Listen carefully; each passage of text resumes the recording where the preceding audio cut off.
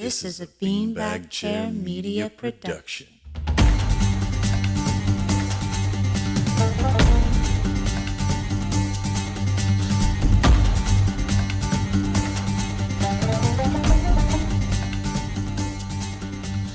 Hi guys, and welcome to Anime Noise.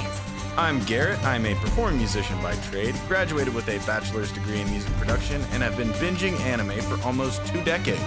And I'm Emily. I am a classically trained violinist and have been indulging in the animes since I was a wee little human. This is an anime review podcast, where we help the new viewer decide where they want to start while taking the superfan on a deep dive into the overlooked realm of music and sound effects.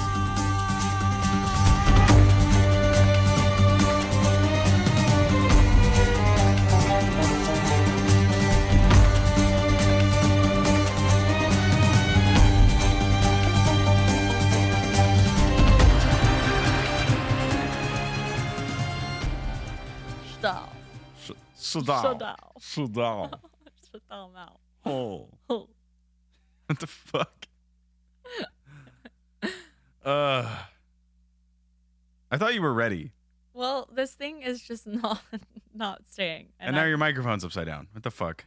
I know, that's what I'm saying. It is what it is. Hello. And welcome back to another episode of Anime Noise! Noise! Bitches. Oh, right in the bitches. Right in the bitches. Right in the bitches. Hello, guys. How are you doing?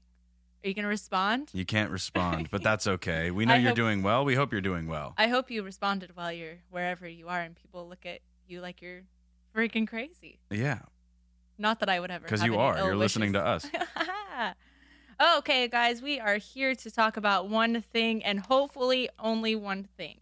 Maybe. Maybe. It usually doesn't pan out that way. We talk about way more than one thing. Way more. Today, we're talking about The Devil is a Part-Timer.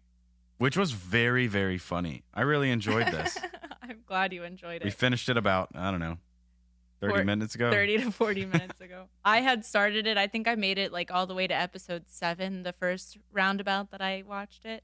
And finally made it to the end.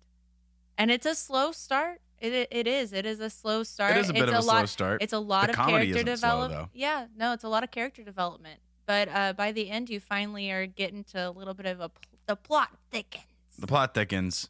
Also known as Hataraku Mao-sama in Japanese. This is a reverse isekai. Is that how you say it? Isekai? Isekai? I think so. Okay, cool. Well, correct me if I'm wrong. Right now, we're just rolling with it. So what that means is instead of being on planet Earth and being transported to a faraway world was transported here. That is what makes it reverse. In case you didn't know, my fellow newbies. Thank you for that. Thank you for that explanation. Yes. So this falls into the comedy, supernatural, fantasy, and romance genres. So if you're a fan of any of those genres, this anime is probably for you. Yeah, I would say I fall into that genre, that's for sure. It was definitely for me. So in case you don't know what this is about the journey of Demon Lord Satan and his general, who inadvertently gets sent to modern-day Japan, as I said before, when his plan to conquer the land is foiled by Amelia the hero. And in a powerless state in modern-day Tokyo, he quickly realizes the mundaneness of everyday Earth people struggles, and he's now plotting to conquer these new lands. So yeah, kind of. I don't really know what his plans are. As dark and deep and mysterious as the plot is to climb the ladder, the corporate ladder at McDonald's. Corporate ladder at McDonald's. McRonald's. So this came out of Studio White Fox, who they also did Steins Gate, they did a Kame ga Kill, and they did ReZero. It's licensed by Funimation, and it is written. The light novel is written by Satoshi Wagahara. He's an author. Is he? He's an author. No way. That's like the legitimate only information. That's all you get from him? That's all you get. Anywhere on the internet, his page doesn't show up. Like it just says error not found. Error not found. He just doesn't exist. Somebody was like, well, all we know about him is that he wrote this. Yeah, I think it was Anime News Network or one of those anime websites, and that was all it said was he is an author. And I was like, well, that's good enough for me. He's clearly he's an author. He's just an He's author. a fucking author. Okay. Now, he does have a recent release, so I don't know how we are still putting shit out and not giving us any more information, but yet here we are. He did release a recent light novel at the end of 2020. It's called Dracula Yakin. Interesting. So I wonder if this is just a pseudonym and he just doesn't want to be known. that's quite possible. I really don't know. It's a thing. Very interesting. Very interesting. All right, back to the show. Directed by Naoto Hasora. I love saying that name. I don't know why. I don't know why either. He also directed Mirai Nikki, Future Diary, and Shuffle. He's a part of a lot of animation, like key animation in a bunch of anime. But I figured since we're talking about him being a director, we'll talk about what he directed. Yeah. Well, I don't know any of those. I know of I Mirai think Nikki and maybe Future Diary. Future Diary. I don't know the other ones though. Like I don't think I've seen an actual trailer. Might have seen Future Diary, like the poster of it. You know what I mean? Yeah, well, I think both of those were in our watch list game. So okay. I know Mirai Nikki was. I'm pretty sure Brianna ended up sharing that one with us. Well, moving on, the sound director, Jin Aketagawa. Yeah, that's a fun one to say too. He has done all kinds of things. Anohana, The Flower We Saw That Day, Backstreet Girls, Darwin's Game, Fire Force. Fuck yeah. Hell yeah. One of the best sound director, sound team in all of anime. If you did sound in Fire Force, you're brilliant. Yeah, Thank you're you. fucking killing it. Thank you. Also, Fruits Basket and almost all anime you can think of. Really, he's been around that long, huh? Indeed. So you made me say all that and then left and almost all the anime you can think of on the notes? It was like going down the list. It was like you just kept scrolling. Don't judge me. You know what I meant. The sound effects were done by Yuji Furuya. Furuya. Yeah. Yeah. Yeah. He did the sound effects for he or she. I'm assuming it's a he. They did the sound effects for Food Wars, Fruits Basket, ReZero, Wonder Egg Priority, and again, so many fucking more. They're all over the place. All over the place. That's how you know. Dream Team. The Dream Team. Living the fucking dream. Now let's get into the musical. We're already done with credits. Yeah, Nice. hell yeah. That's what I'm fucking talking about. Efficient. We told you we were going to be on task, and here we are being Under on task. 10 minutes. Look at that, guys. Great fucking job. You're welcome. All right. It's time for the music. Are we ready to get into the music? Well, yeah, duh. Cool. Okay. All right. Opening number 1 and the only opener. The only opener. Yes. This is called Zero! by Minami Kiribayashi. Kiribayashi. There you go. Holy shitballs. You did it. Now this one, this whole thing is fucking strange with the episodes that they occur in. So the opener doesn't really play until episode 2. Yeah, they call this the only opener, but then again, it's like the first few episodes were just a mixture of the opener being played at the end and then the closer being played at the beginning and like a different fucking song being played here. So it was kind of It was a bit of a scramble at the beginning. Yes. So this one was the ending for episode 2. That's the first time you hear it, and then you hear it again in episode 3 as the opener. And then it plays consistently until episode 13. The official opener. Yes. Okay. I also would like to add. But is it even technically the first song that you hear? Yeah. Yes. Because it happened at the end of 2. I don't think they're ever. Well, what about the end of 1? I'm pretty sure the end of 1 was. That was the closer. One of the first. The actual ending. Yeah. Yeah. So the first song you hear is ending number 1, I think. Yes, you are correct. God damn it. God damn. You sneaky bastards. Yeah, so in case you didn't notice, this contains 13 episodes because for some reason, in between my transfer of notes, I keep doing this a lot, and I apologize. You forgot to I forgot to put how many episodes, That's how many okay. minutes, and when it aired. So, well, I guess we can just jump to that really quick. It's a very short anime for anybody that wants to it's great for beginners. It's a little funny. It's got some like mild fan service in there. Just really mild. If you don't like a whole lot, you'll probably like. Yeah, and they do it pretty like tastefully and it's pretty not in funny. your face. Yeah, I mean, I love fan service, so I'm always there for more fan service. But this wasn't too bad. It won't, gross out your mom or anything. Yeah. You could probably definitely watch it. It's funny with your parents around you. Yeah, for sure. It ain't no High School DxD. So this one aired back in 2013 from April to June. Just to throw it out there. Now we're moving back to the OP. Sorry about that. Sorry guys, I was probably a little stoned when I wrote these notes. I'm stoned right now. It's quite 420 hangover. It's 421. That's true. And we missed Eeyore's birthday again. Yeah, it's okay. It's sad sack, son of a bitch. Sad sack. All right. This song was released in 2013 as her 29th single. The song peaked at number 30 on the Oricon, which I'm kind of surprised it's extra poppy. Extra. Yeah, it is very extra poppy. Very, very poppy. Minami Kiribayashi, not to be confused with my favorite Minami, with no last name.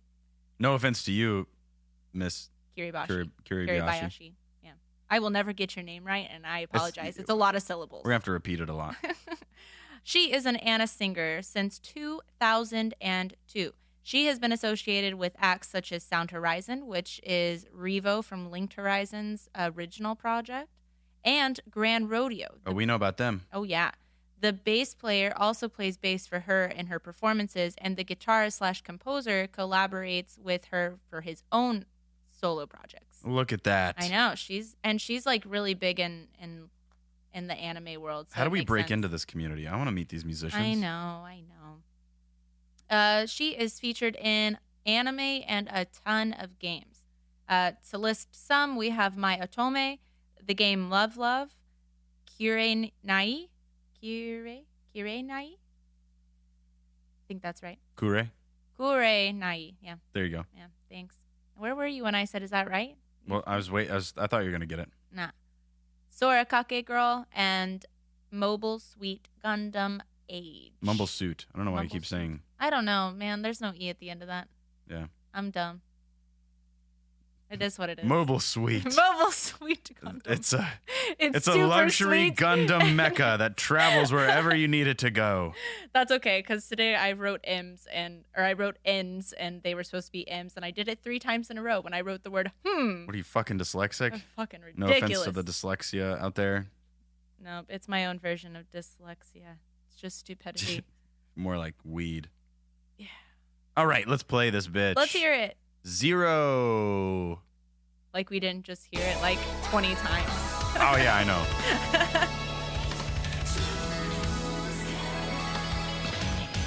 But I do like that part. I like how it sounds like it's going to be all light and airy, and it's like, no. It's pretty like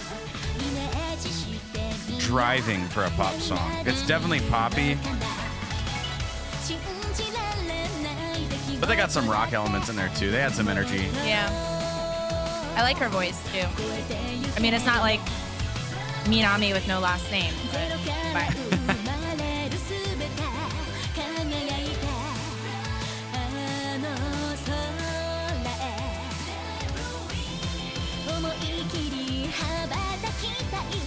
You know, in the animation, we see Chio with the doing bow and arrow. archery. I know. And we never see that the entire fucking time. Except that one time, like she, who was really Mao. Oh, yeah. Exactly. Kicked that angel.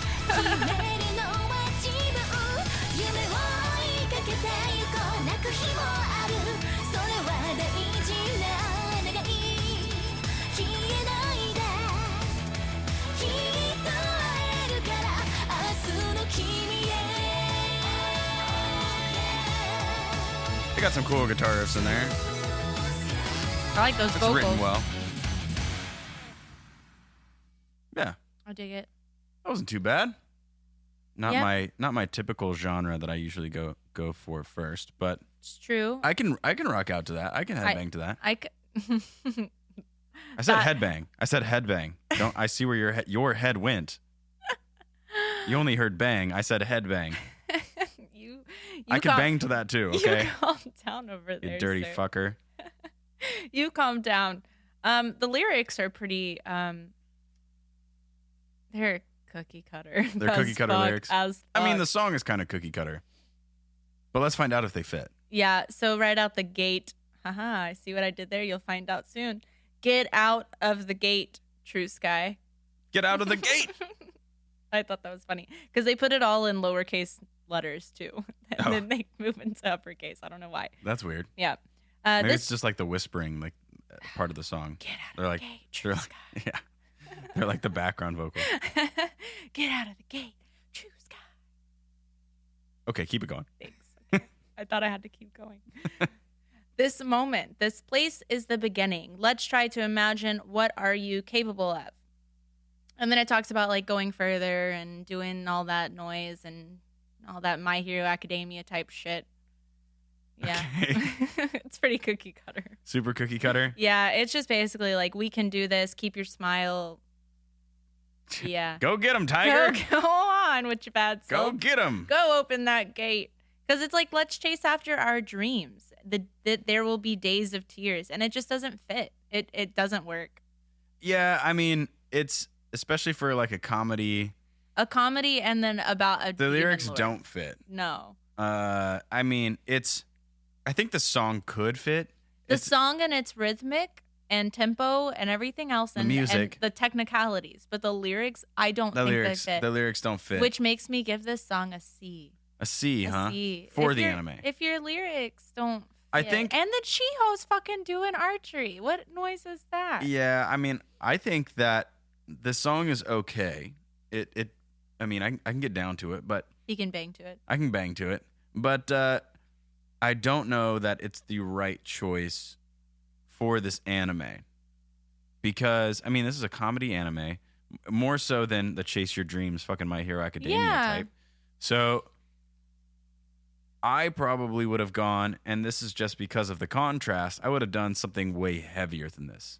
I Not think so so poppy. as well. There's a little bit of that cheese factor in there because it is kind of a cheesy anime in a sense. But I would have gone with something like total opposite, or like a nice contrast. Maybe only pick a song that describes his devil powers, like something super heavy metal, screamo fucking shit, and something that we can rage to. And then you see him working at fucking McDonald's essentially.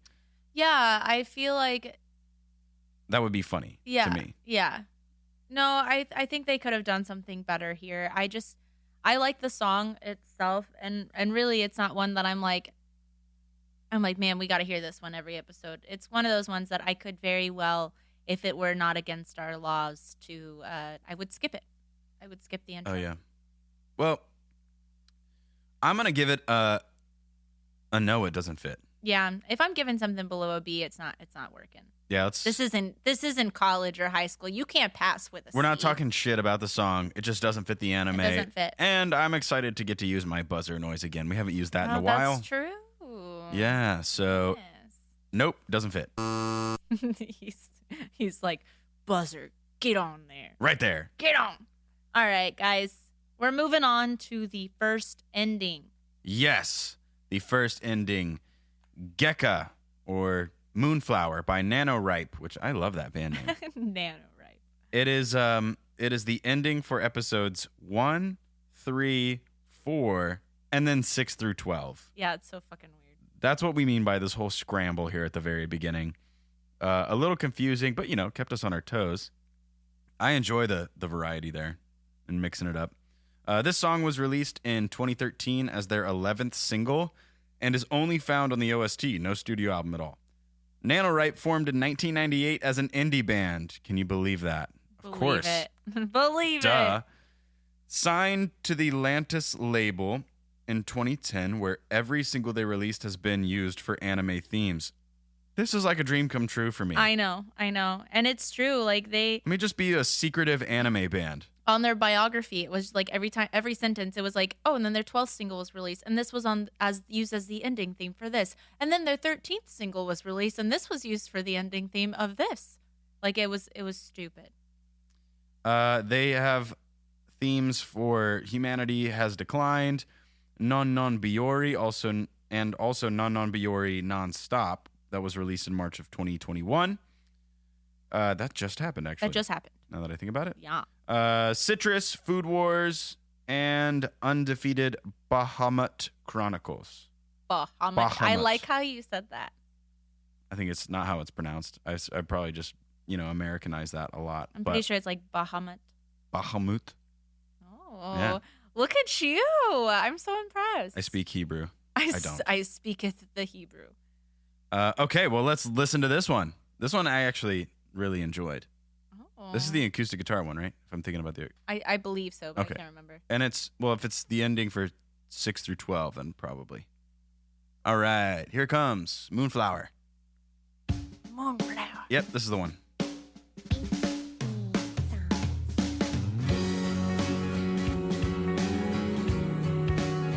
This is one I told you we should cover. Oh, yeah. It'd be super easy to do. Song. Easy song. We have time for this. And it's pretty enough. Like, I like her voice. Sounds very much like Yolandi from Diane Word. yeah. It's also like... But a little less high pitched. It's a bit nasally, but not in an unpleasant way. Yeah. Just like a mid-heavy kind of voice. Yeah.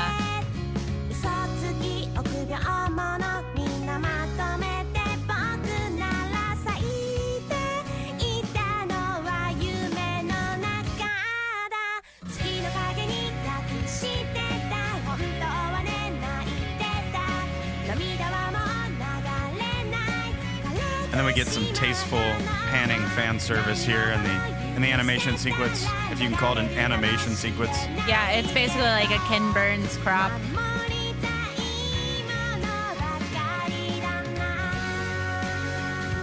Very, very basic pop chord progression.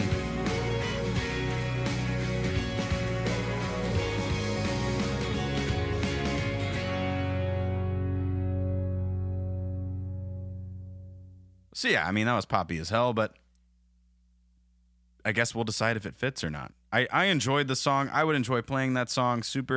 It's very easy to play. The whole thing was bass line, acoustic guitar, patterns, all pretty straightforward pop.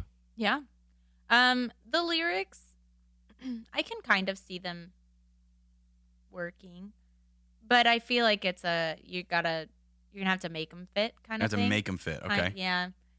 So the first line is, "From where does the morning come? The quiet sky, the pinky promise I pretended not to see, that fingertip. If it's the moon that was laughed at, it's going away in the direction of yesterday." The second line is kind of, I don't know. I just don't think that they fit. No? Yeah, no. You changed your mind already? Yeah, the more that I think about it, I just can't make it fit. I hid it in the moonlight, but the truth is that I was crying. My tears won't flow anymore. Has the well run dry? If everything could be forgiven, maybe they'd flow again, but there are so many things I want to protect. It's it's kind of the mentality of Mao, but also not. Okay. But then it could be somebody else completely, but I don't see that There's character, a little bit of that ambiguity. personality. Yeah, I just really don't know. Or an attempt at some ambiguity that may not really be there yet. Yeah, and honestly, I feel like the full version has lyrics that contain a little bit closer to what the anime is on.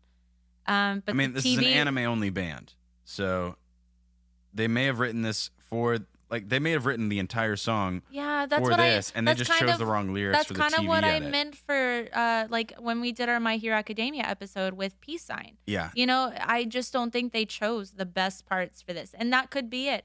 And I don't think that I want to necessarily say that it doesn't fit because of the lyrics that they chose, but it's definitely giving it a negative mark for me. I would say that the music itself would bring back some of those marks because it is kind of the,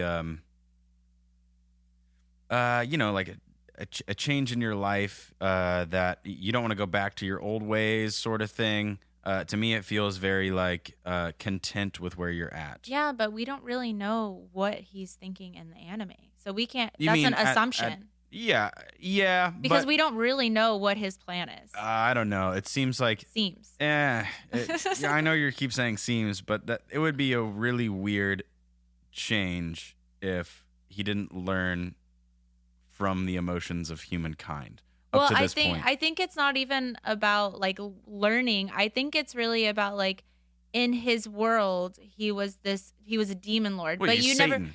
never really like see him do all those things like Amelia. He killed my family. We don't really know his view on that. Like Yeah, that he did that on purpose. he just said that. I mean, we do. He's like, sorry, I didn't really understand humans back then. Right, which is what I'm saying. Like, I think that he has probably had this mentality because I don't think he instantly learned that. Because even when he first came to Japan, no, he was ready to take over, and he keeps saying he's ready to take over. But I Yeah. think that's more of like he really enjoys working at the job that he's doing, which is so weird. which is so weird. I think he enjoys, not having to fucking fight and battle and just murder people all the time. I think he's enjoying a little bit of a change of pace. It's a simple life. I agree with you full-heartedly. It's just I don't know. I don't get that from this song. I get the contentness. I mean, especially if you think about just this one picture. Yeah, that's true. And for She's those of going you into the water. This is Chiho that we're seeing if you're in not in a watching bikini with our and like a playlist. beach gown sort of thing, and a straw hat, and she's facing away, but she's looking back at the camera, and that to me is like he is totally content living the simple human life and kind of falling in love. He's kind of falling in love, or at least he's falling for humanity. This 16-year-old with this 300-year-old man. Probably thousands of years old. But either way, he's realizing like, okay, the simple life is not so bad. He's falling in love more with humanity, with the more people that he meets. So Okay. I think that could totally be like, okay, planet Earth isn't so bad, Okay. That's just me. I think it fits. What about you? I do think it fits. I just said that the lyrics just got a negative mark, and then you went all off on me. I was just, that's what we're here for. This is somewhat of a debate you show. just kind of went all off on me, and I wasn't Somewhat saying of a I didn't debate show. agree with you. God, So it fits. it fits. Okay, Yeah, we'll give it a cha-ching. We'll give it a cha-ching. All right. Garrett, take it away for ending number 2. You got me 2 and 3 down here. Okay.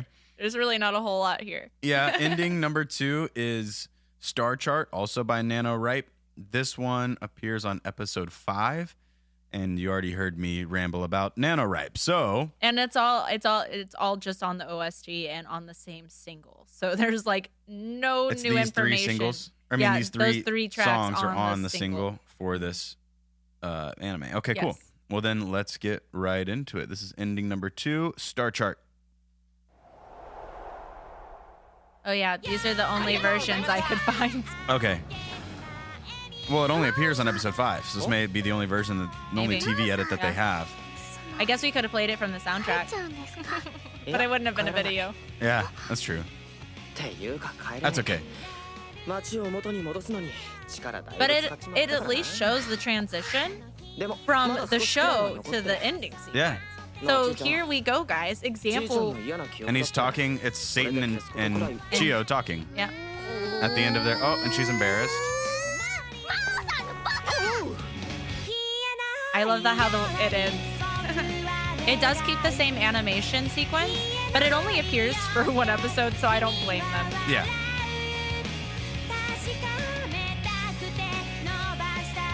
And this is giving me the same sort of emotional setting as the last song. Yeah. Just a little more energy. He's content with where he's at. The good and the bad and the edginess, and at the very end of that scene, he was called an idiot. Yeah, Now that's you true. idiot. The Demon Lord Satan was just called an idiot by a 16-year-old girl. That works at McDonald's. That works at I know. McRonald's. Oh, I guess we gotta keep saying McRonald's Yeah. because that's technically what it is. McDonald's is going to come after us and be like, yo, you said our name? Give Be us like, yo, money. shut up, bitch. This is free advertisement for you. Give us money. You stupid clown. These lyrics fit a little bit more considering what that episode was kind of about, and the animation and the ending scene. So it does fit a little more. Not so many lyrics, but still fits. Okay. Why did you seem like you questioned me? You make me question you a lot of times. That's true. I'm quite in questionable. various ways. Quite questionable. Bring on the lyrics, baby. All right.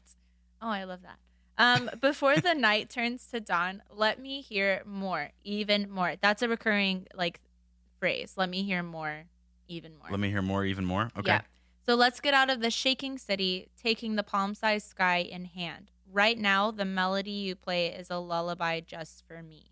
Yeah. See, this is the kind of the same thing that I was talking about in the first. Yeah. Well, ending. you were a little early. Well, okay? whatever. It's still the same thing. And I just said I got the same emotional context here for this song. He's very content with where he's at, and he wants to learn more about it. Keep going, Emily. Thank you.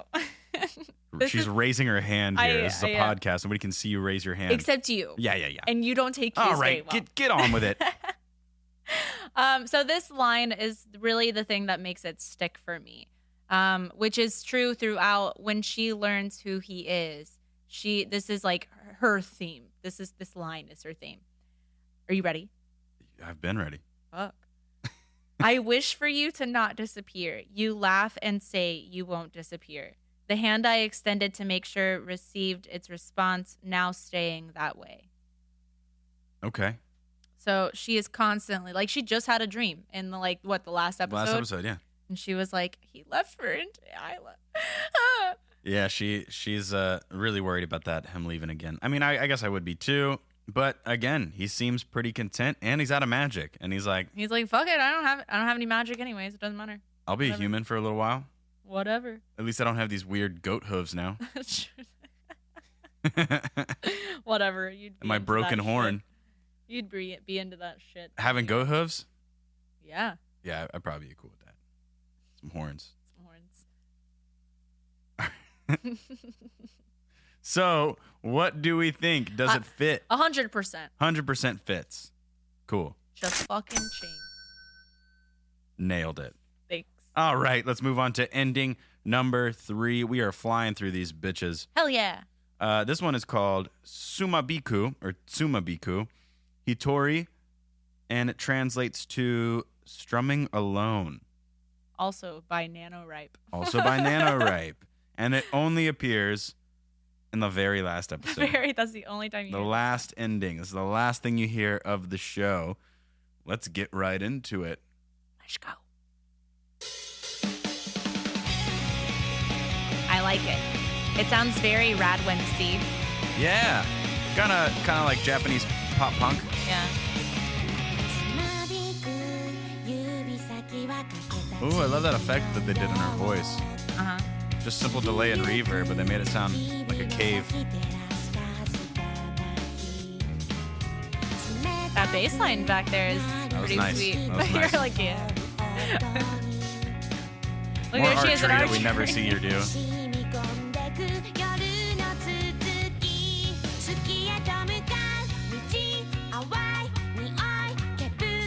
I like this song a lot. I wish that this had been the main ending theme.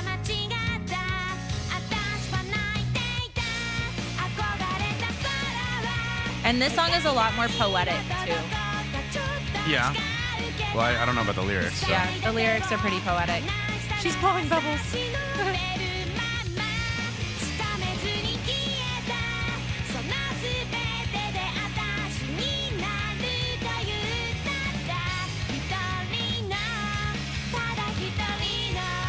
I don't know why I just had a strong desire for a heavy storm. I don't know why. That is very weird. Probably because I want to live in Tokyo and look at that whole scene. The whole rainy, Yeah. stormy nighttime scene. Yeah, I want it. You and me both. Okay. Well, I love the energy of that song. Yeah. It doesn't really feel like an outro, to be honest. It doesn't. And but actually, it does feel like a bit of a climax. It does. And I feel like that's, we got to the climax of the story pretty much at the end. So it kind of makes sense. And That's true, and it kind of leaves some questions for season 2. Now we're not caught up on the manga. We don't really read manga too much, so we're strictly the anime. There's no audio on manga, so you know what I mean. Yeah, that's true. That's our whole thing. But this song kind of it capitalizes on the energy of the last 2 episodes, the climax of season 1. And it leaves that open-ended question of, man, I wonder what the next enemy is going to be. I wonder who the next antagonist is going to be, because you know that they beat this antagonist so far. Right. Like there still are other members of the essentially the church that they're fighting against, which seems to be the only enemy. Yeah. It's not so much strange. the heroes, which the heroes were hired by the church, and the heroes, at least the main hero, is skeptical of the devil's actions so far. Well, it's essentially like they refer to it. They call it the Inquisition, which is it's pretty spot on. Yeah. But it's interesting to see the new every enemy so far has become somewhat of a friend, or at least like kind an of acquaintance. Come over to the like. And I think that's because everybody, they're in a brand new world. Everybody is in a completely new situation. Yeah. And even though you were enemies in your past life, now you're all like confused as fuck trying to handle this new world, and at least a little bit of familiarity, even though you hated each other, it's still a familiar face. Yeah. So it kind of makes things a bit easier. Even the fights and the old shit, it's like it makes things easier for you because you know that you are still you, even though you're in a completely different world. Yeah, that's true. So let's get into some lyrics. Cool. So the first line, the strumming fingertips are like the waning moon, an indistinct flame illuminating the path beyond these scattered days. Interesting. I told you, super Very poetic. I like that. Yeah. In the sound that remains after the cold echoes disappear, the night continues, permeating far and wide. I love the poetry on this a lot. Me too. I like the way that it's all That was written. very well written. Yeah. So then it comes into the line, the color that I painted is a little different from the sky I wished for somehow. With the distorted stage at my back, I was paralyzed, unable to move. And the next thing I knew, I'd come to a distant, faraway place, all alone. Sad. Except you weren't all alone. Except he wasn't alone. At least not the main character. Yeah. A voice like the sea spilled out, echoing through the silence, with my hands covering my ears from the ringing, unable to pull away. I looked down, and I'd come to a distant, elevated place, all alone, carrying nothing. This is all about being all alone. This also isn't about Satan. No, it's not. It's about Amelia, I think. Yeah. I think. Although she wasn't carrying... technically, she was carrying nothing because better half the sword lives in her. It's in her body. Yeah. So I think it's more about her. I think so as well. And they show her a lot. Alone, blowing bubbles. Yeah. They showcase her a lot. I wonder if she's going to have a much bigger story in the second season. I feel like now we've got, like, her character development hasn't really happened yet. Like, we see a lot of, like... It's just very, very minor pieces of it. Yeah. It's not like, what her true mission was into Isla, whatever. So dumb. All these fake names. And I can't even pronounce real names. In a language that is made up Stupid. Stupid. Yeah.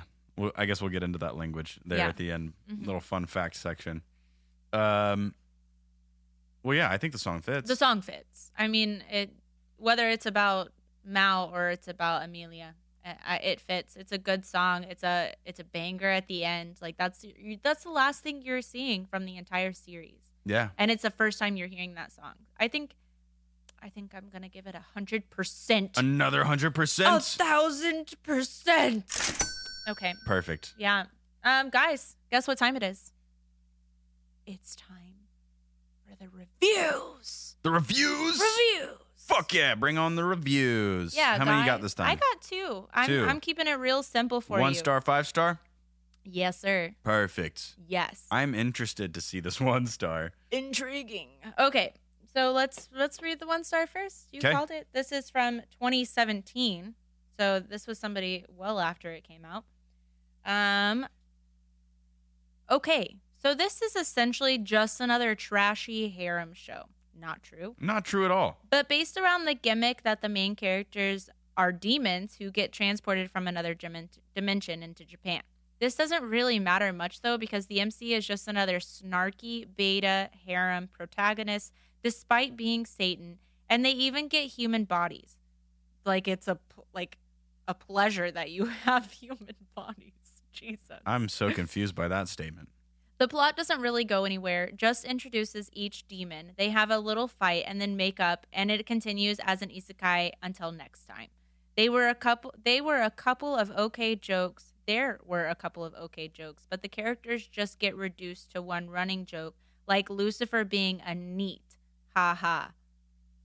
Art and sound is forgettable. Light novel stuff. You bitch.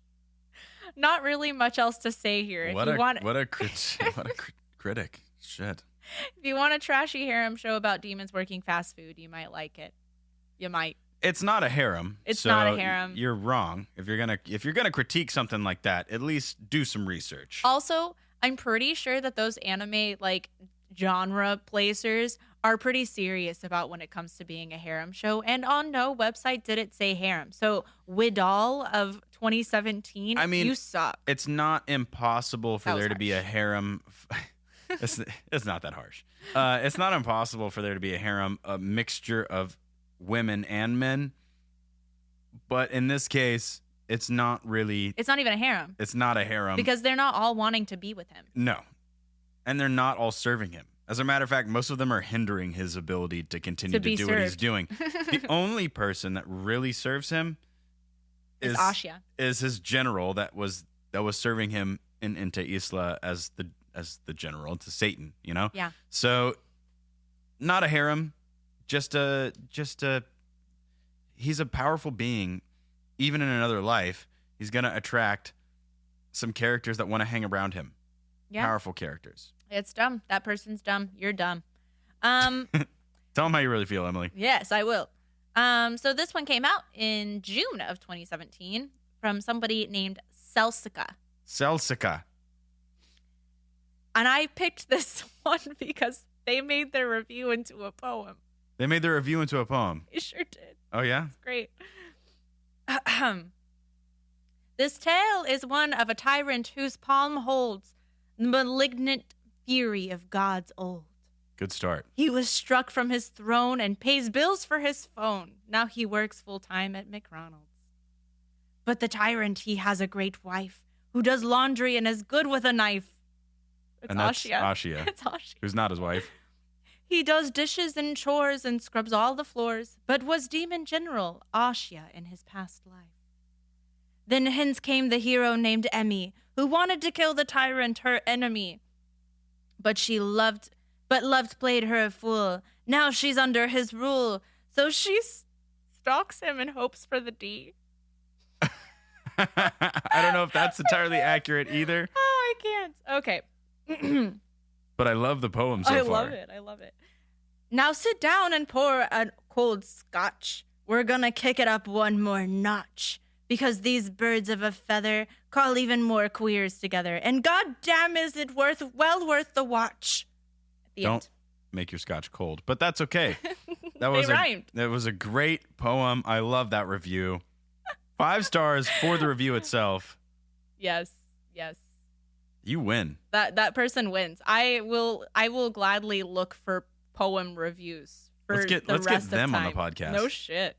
Yeah, no, whoever did that, y'all are fantastic. And Good you're more than job. welcome to review any anime with us, especially if you can do that, on the spot. If you can just free flow some poems like that, yeah, fuck yeah. Get on the team, homegirl, home guy, whoever you are.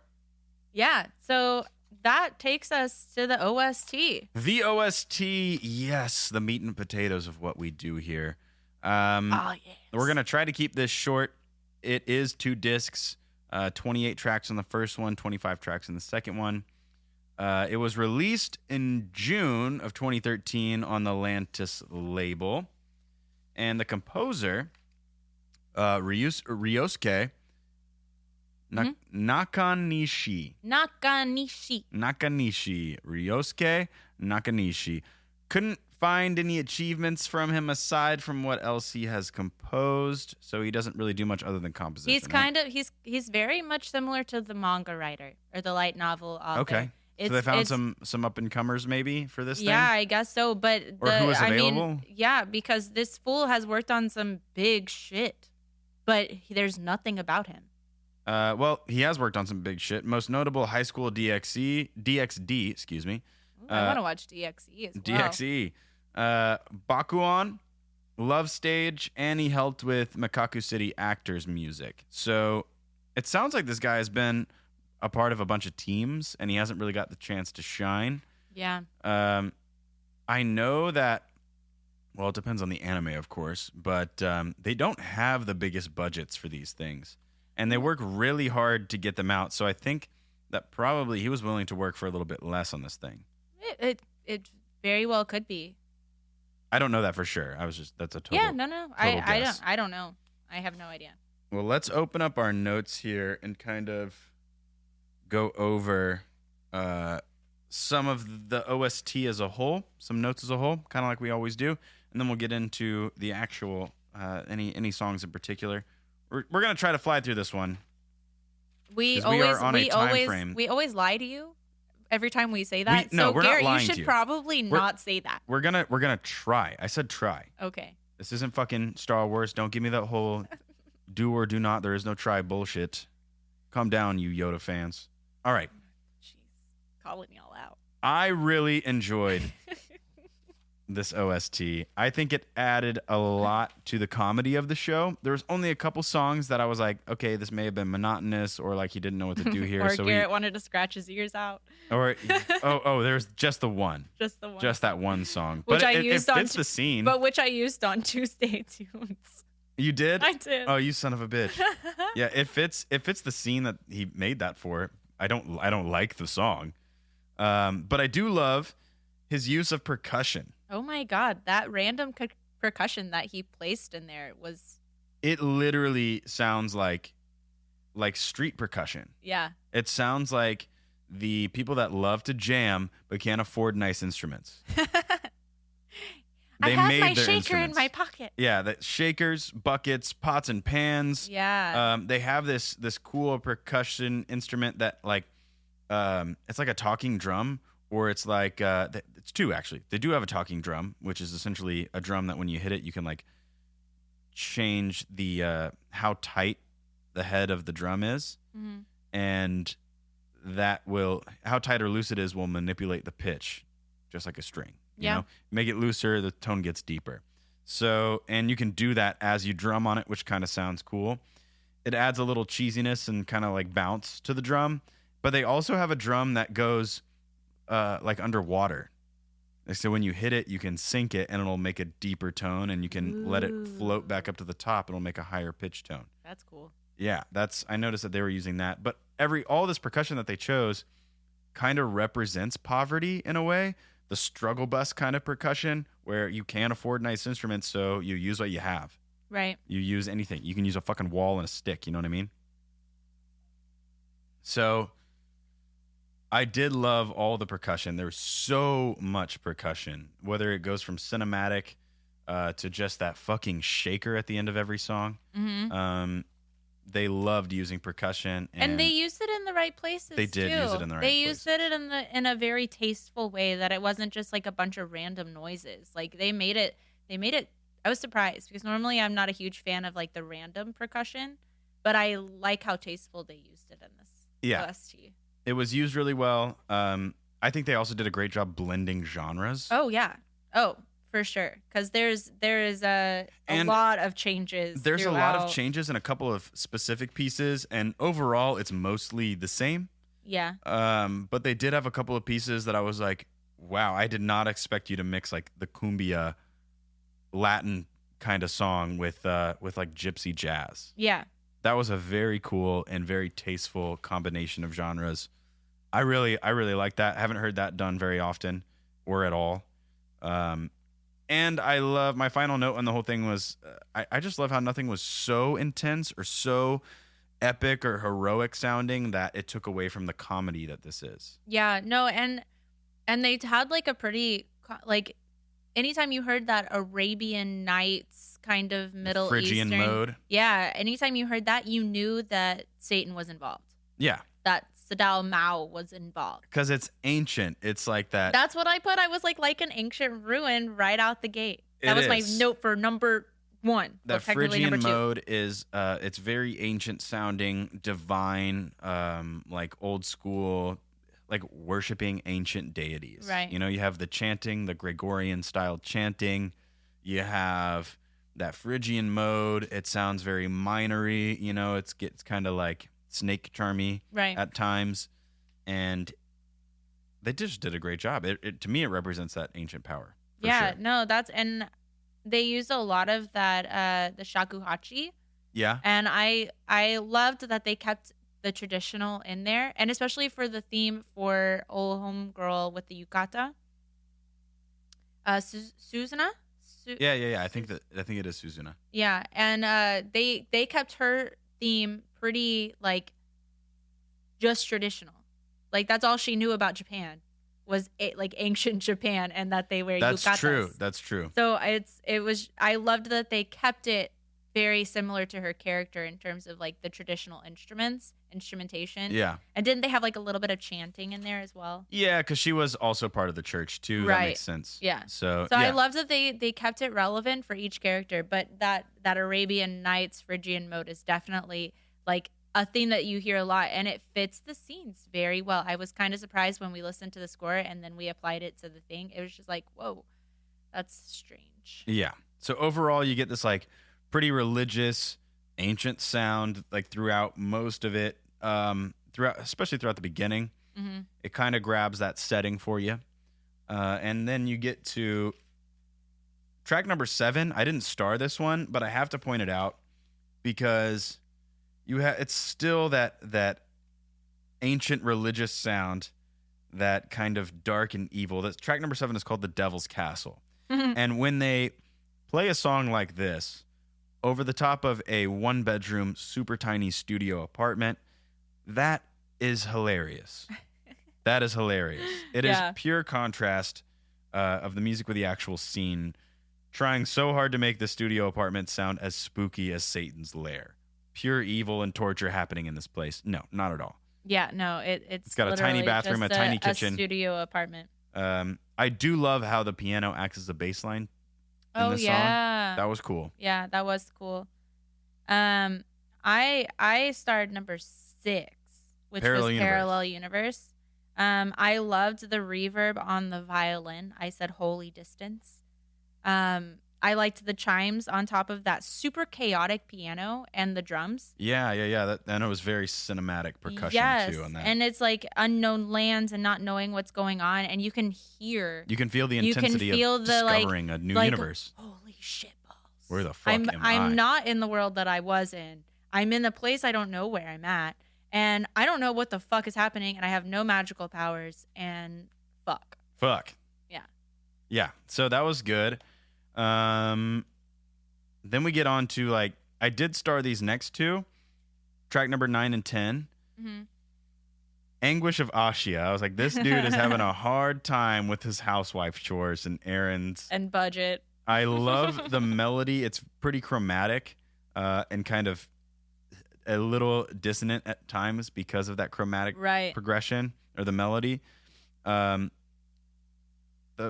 it's a percussive melody too on top of the consistent percussion. It's ancient and cheesy. They did Yeah. a really good job of bringing old sounds into the modern world. And they kept it to where like I was expecting, because this is a comedy, and I feel like the OSTs for comedies and kind of like fun, a little serious, I feel like the soundtracks for those are always super cheesy and just like they have to be a little bit. right, but they kept it very easy listen. They made it very easy listening I to think it's where 'cause it wasn't they chose- overly cheesy. When parts I was like, man, this could have been cheesier. Yes. I'm glad they yeah. didn't do that route. And I think it's because of the instrumentation that they use. Yes. They use those old sounding instruments and kind of the modes, like the Phrygian mode and stuff like that, making it sound old, but the phrasing and the intervals that they use for each theme sounds cheesy.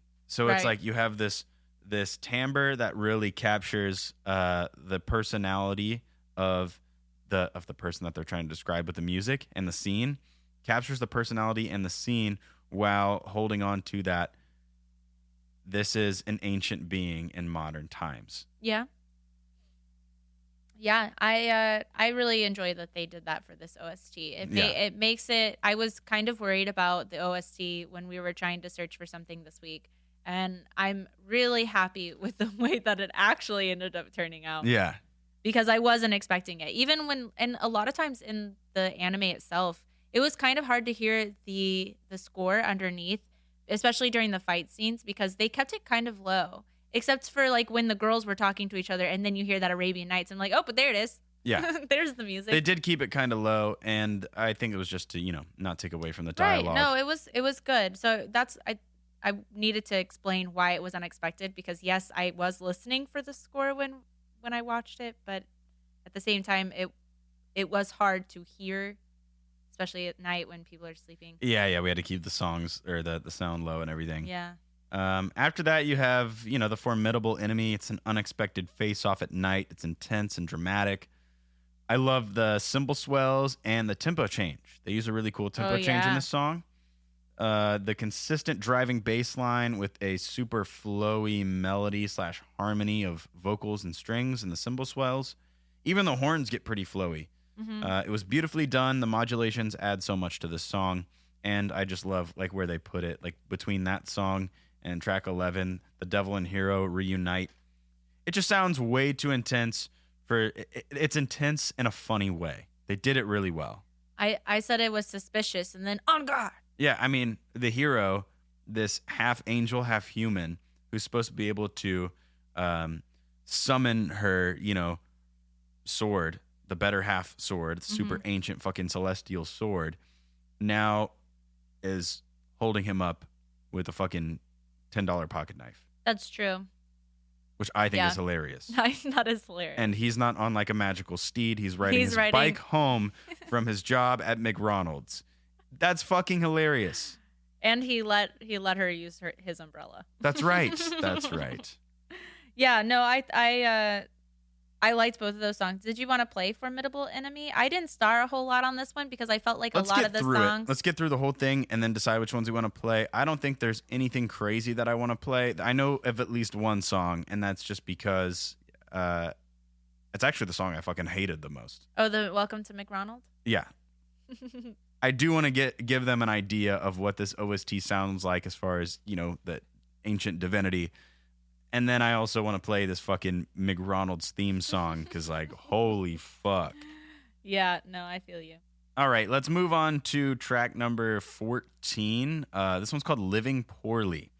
This one was kind of the perfect example when I mentioned the street percussion and all the percussion that symbolizes, the struggle bus living. So this one was really cool how they put it together and how they layered the percussion. Because not only do they use all that, street sounds, they use the pots and pans percussion and all that stuff, but it makes it sound like chores, not just poverty, but almost like they're doing chores. They're living the struggle bus lifestyle. Yeah. I think it's a cool way to build the melody and harmony too, because a lot of times, I think it was this song too, but they have a couple songs where they just use percussion on the whole thing. Yeah. Which I think is very cool. Even as the melody. Then you go into old Chiho's theme for track number 16. Oh, yeah, we skip on down there. That one I had some notes for. It's really charming with the chimes and everything. The pots and pans percussion still represent her, again, that struggle bus lifestyle. The bass line in the middle kind of shows her underlying intensity of her personality. Yeah. You know what I mean? Yeah. It kind of sneaks up on you. She is super charming and very sweet, but also pretty intense if you get to know her. That's true. And which kind of leads me to it was super playful. But yet it still had ties to the devil's theme. It like did? kind of had those like those Arabian Nights kind of tone going on, that ancient sound. And so my notes were playful and yet still ties into the devil's theme. It does.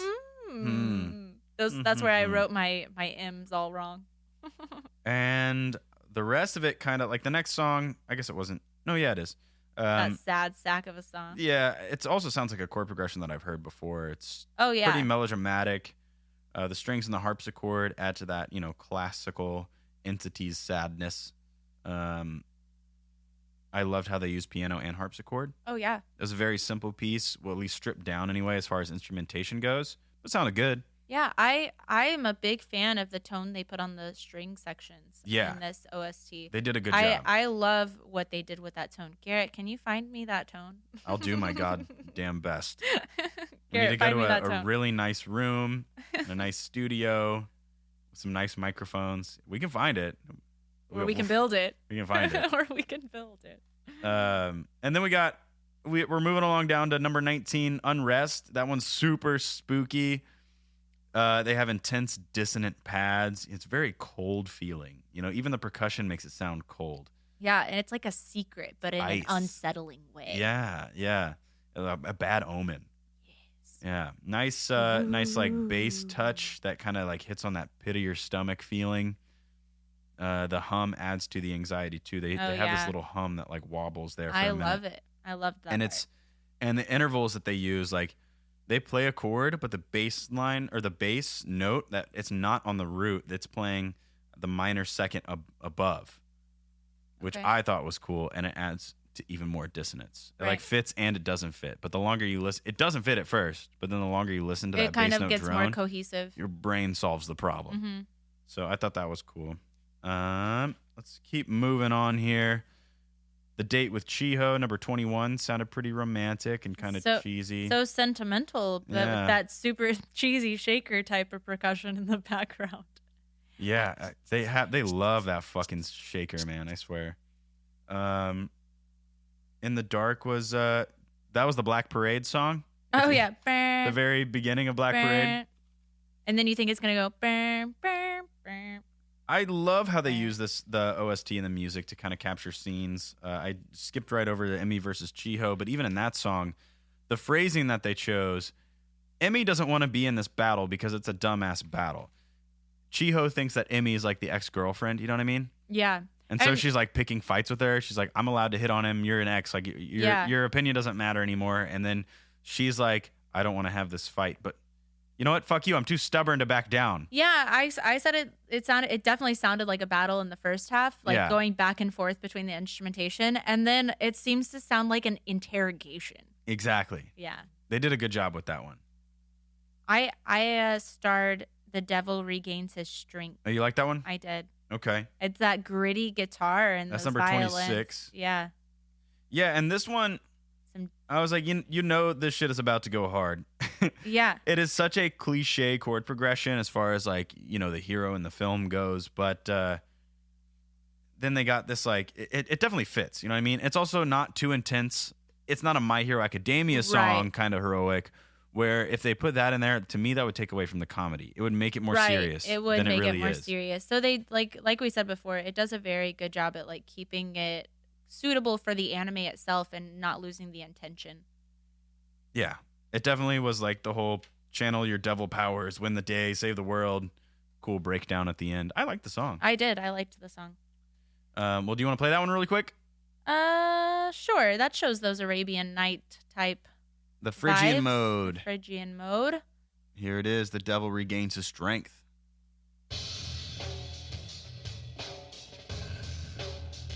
Yeah, shit's about to go hard.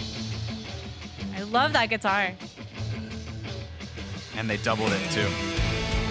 Comes out of both sides. Yeah.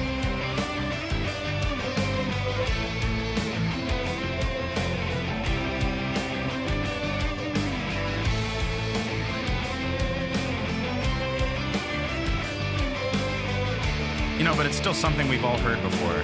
Oh, yeah.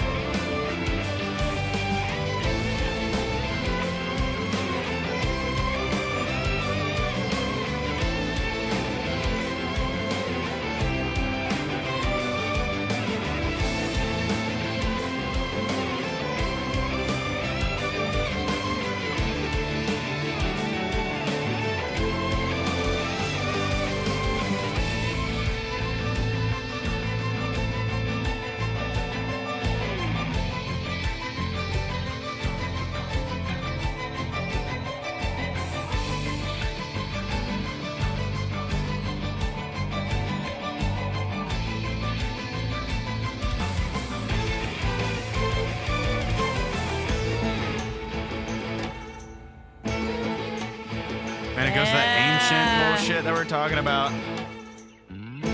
We're using the word ancient a lot. You're gonna hear us say it like 2,500 times. Ancient, ancient, ancient, ancient, ancient. That's hard to say fast. Ancient, ancient, ancient, ancient, ancient, ancient, ancient. Fine, Garrett.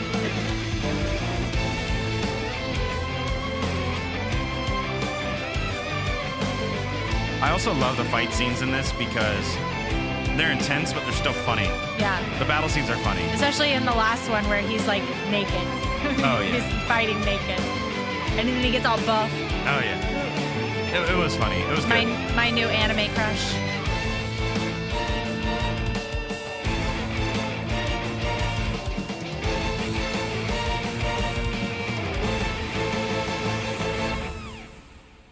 I like that very large ending. That was nice. Yes. Told you that breakdown at the end was cool. Yes.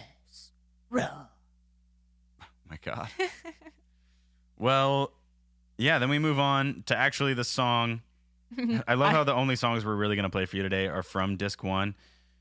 I didn't really have much starred from Disc 2. I didn't have much starred from Disc 2 I think either. I think I only had I did one. have the 7 Wonders of the School starred. Okay. Actually, I don't have any starred And from Mao's Disc Daily 2. Life. I just like how they captured the scenes pretty well. Oh, Yeah. and Premonition. Huh. Eh. It's that whole, like, the way they use percussion, you know, that was part of it. The 7 Wonders of the School, that's track 6 on Disc 2. I love it's like the vocals on this song are very, if you guys know who Jacob Collier is. Oh, yeah. It sounds exactly like something he would do if he wrote, you know, not happy music. All of his music is super sweet and happy. Super happy. He's in a good place in his life. Yeah, he is. But if he wrote dark stuff and haunting, mysterious, you know, shit, I love the underlying chatter. They use this like sample of what sounds like students talking in a cafeteria or whispering to each other. Yeah. And that was cool because it sounded like they were talking about some bad shit. you Yeah, know? so I said the random chatter really gives the school life, and I wasn't sure if I was unsettled or not. Like, is that ghost chatter? I think it was ghost chatter. Or is this like 'Cause it's the kids sealed talking off about wing or right? sealed off classroom. But but it also could be like the students chattering about the haunting. Of It could be that too. of the Maybe it's a school. combination of both. So yeah, I know that when they were in the school, there was nobody else there. Right. Yeah. So I guess let's play the Welcome to McRonald theme song, and then we'll kind of close out for you. That's the last one I want to play. Go listen to the OST though, because listening to it all the way through is like watching the show. They keep it almost in the exact same order of how the product show itself progresses. It was created very well and pretty thought out. You know, it's not a list of songs that they used. It's a story. It's the story. It's the story. So let's play this track. Where is it? It's above where you're at right now. Okay. Keep going. It is 31 on There it is. the thing. Okay. Here is Welcome to McRonald. I'll give you my notes after it plays. Okay.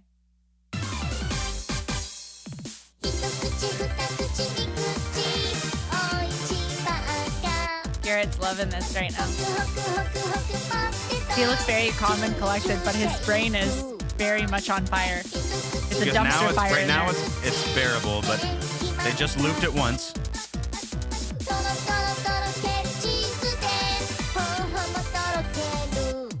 Uh-huh. Now I have this breakdown. And we're only 30 seconds in. It's a 2-minute song, guys. Here's the B part. Second loop around. Probably different lyrics. It sounds like she's in a paper towel roll, like speaking into it. Yes.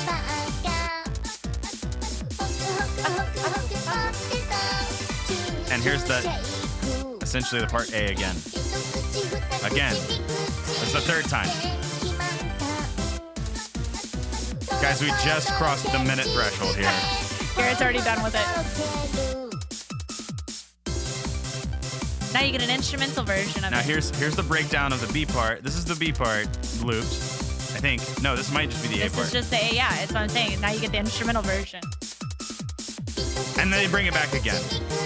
So, you're right. I'm not going to go over my notes after. I'm going to go over it during. I just wrote, holy cheese. My God. I don't know if this fits, but then again, I don't know what McDonald's is like in Japan, so probably fits. I don't want to listen to this for too long, for longer than I need, really. It is too long. 2 minutes is too long for that song. It's 1 minute too long for that song. It's 2 minutes too long for that song, honestly. But, you know, it is... Have you guys ever seen The Walking Dead? Especially towards the end with Negan and all that shit. Remember when Daryl gets held prisoner by Negan and they play that Easy Street song in his cell for like a week and he can't sleep because the music is blasting and he's going crazy and it's the same song on repeat? That's how I feel in 2 minutes listening to this song. I feel like I'm going to go fucking crazy. I would like to test this theory. Please do not. Please do not. Oh, I will murder. The next time you're going to the bathroom and you take forever, I'm Oh just my gonna. God, I'm no, just going to play that song. No. I'm gonna slide the phone right. I will up throw on my poop. Ew. Yeah. Like a goddamn chimpanzee, okay? I said, this is, it's the whole team at McDonald's getting customers to come in. This will make me a maniac. That song drives me fucking crazy already. Definitely fits the scene, I think. McDonald's is a pretty cheesy fucking place. It's cheesy. Yeah. So that's pretty much it for me on this OST. OST's really good, though. It was done well. It wasn't necessarily mind-blowing, but I think they captured the essence of the anime. They did. I felt like the score progressed very well, like in the anime and standalone. Yeah. I feel like it wasn't like, oh my God, that's fucking weird. Why'd they put that there? I felt like everything really fit and everything just kind of fell in place. So Yeah. I agree. The OST, I enjoyed listening to it. It's different. It's not something that I've heard before. So that's always good. All right, Emily, I think that wraps it up for the OST, so let's get into the fun facts. Fun facts, Yes, bitches. fun facts, bitches. In case you didn't pick up on it in the show/manga/light novel, Mao is not Satan like from the Bible Satan. His name is Satan Jacobs and is more like Baphomet. In fact, in his realm, the name Satan is more common than the rocks. That is a quote. That is a quote. That's a quote. More common Interesting. than the rocks. In the anime, the people of Inte Isla use a language called Intian. This alphabet is just consonant reversed with all of the vowels and the letters L, N, and Q staying in place as such. A, Z, Y, X, E, W, V, T, I, S, R, L, P, N, O, M, Q, K, J, H, U, G, F, D, C, B. Thank you. So human equals Tupan In English. in English. Because you can also use this alphabet to For- spell Japanese words. Yeah. And that's what they did in the show. Yeah. And here's for the news that everybody's been waiting for if you've been hiding under a rock. In 2017, Wagahara, the author, touched on why there's no season 2 coming, saying that it could be because he's been releasing so many new works and he can't force anyone to make a season 2 no matter how much we ask.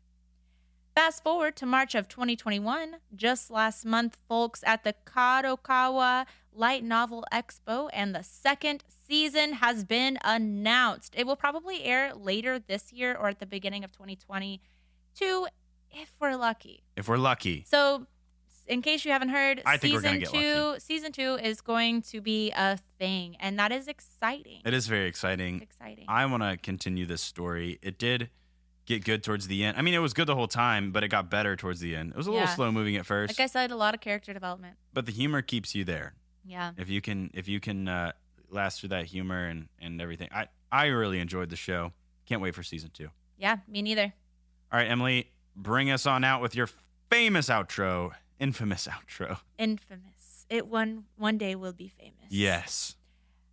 Folks, my beautiful, beautiful people, whether you're taking us with you for the beautiful ride or you're chilling in your own BBC, we are absolutely thrilled to be sharing our love of anime, music, and sound effects with you. Yes. We are super passionate about it and love sharing it with you. We really do. So that being said, get engaged with us. We would love to communicate with you all, talk with you all, shoot the shit about anime. And the place to do that is on our Instagram page. If you are not already following us, it is at Anime Noise Podcast, all one word. It is really a community over there. We have artist friends, musician friends, anime lovers, and the like. And it is just, you guys are great. And we can't wait to build a community. Fabulous. Super fucking fabulous. So please head on over there, give us a follow, give us a shout out, shoot us a message, comment on something. We will respond. We do. Every time. Every fucking time, even to the haters. Even to the haters. I just responded to a hater now. A Nazi hater. Well, no, he's not a Nazi hater. He is a Nazi. Well, he's a Nazi. He's a Nazi hater on us. Nazi. He's a hater Nazi. He's a hater Nazi. That's better wording. Yeah. We hate on the Nazis, guys. Yeah. So, fuck that bitch. And let's keep it a little more relevant. You can catch The Devil is a Part-Timer streaming at Funimation, Hulu, and Netflix. And if you're in the Australian, New Zealand region, it's also on Anime Lab. Perfect. Yeah, it is not on Crunchyroll. Don't let the internets deceive you. If you haven't seen the show, don't go to Crunchyroll for it. It's not there. It's not there. It's not. Yeah, we watched on Hulu, which Hulu has watch parties now. So if you want to watch with us, I mean, that's the thing. Hit us up on Instagram. Please. We can put a little watch party together Hell and yeah. get this show on the road. Yeah. So I think that pretty much wraps it up for us today. We also have a TikTok. Don't forget to click the link in the show notes for our Instagram, for TikTok, which is underwhelming, and for the YouTube playlist for all of the songs featured in today's episode. That is it for us. Tune in next week for another episode of Anime Noise. Nice. Thanks. Bye. Bye-bye. This has been a Beanbag Chair Media production.